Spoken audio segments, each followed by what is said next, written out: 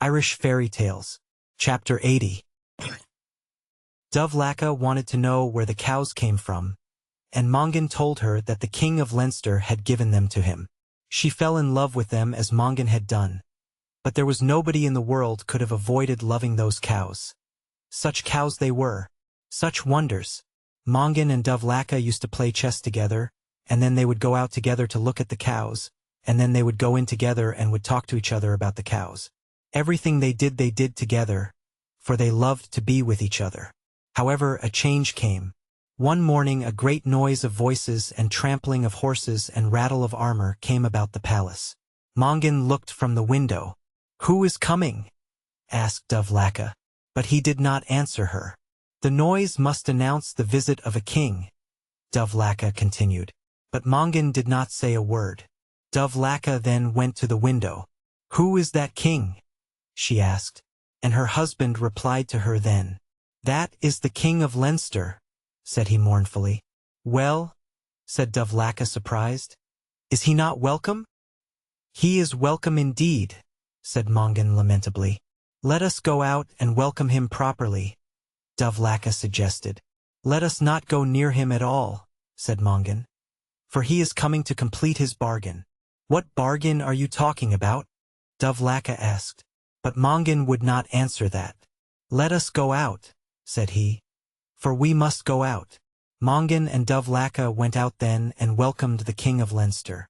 They brought him and his chief men into the palace, and water was brought for their baths, and rooms were appointed for them, and everything was done that should be done for guests. That night there was a feast, and after the feast there was a banquet, and all through the feast and the banquet the King of Leinster stared at Dovlaka with joy, and sometimes his breast was delivered of great sighs, and at times he moved as though in perturbation of spirit and mental agony. "There is something wrong with the King of Leinster," Dovlaka whispered. "I don't care if there is," said Mongan. "You must ask what he wants." "But I don't want to know it," said Mongan. "Nevertheless, you must ask him," she insisted. So Mongan did ask him, and it was in a melancholy voice that he asked it. "Do you want anything?" said he to the King of Leinster. "I do indeed," said Brandov. "If it is in Ulster I will get it for you," said Mongan mournfully. "It is in Ulster," said Brandov. Mongan did not want to say anything more then, but the King of Leinster was so intent and everybody else was listening and Dovlaka was nudging his arm.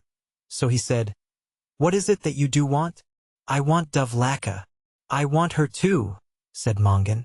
"You made your bargain," said the King of Leinster. "My cows and their calves for your Dovlaka, and the man that makes a bargain keeps a bargain." "I never before heard," said Mongan, "of a man giving away his own wife." "Even if you never heard of it before, you must do it now," said Dovlaka. "For honor is longer than life." Mongan became angry when Dovlaka said that. His face went red as a sunset, and the veins swelled in his neck and his forehead. "Do you say that?" he cried to Dovlaka. "I do," said Dovlaka. "Let the King of Leinster take her," said Mongan.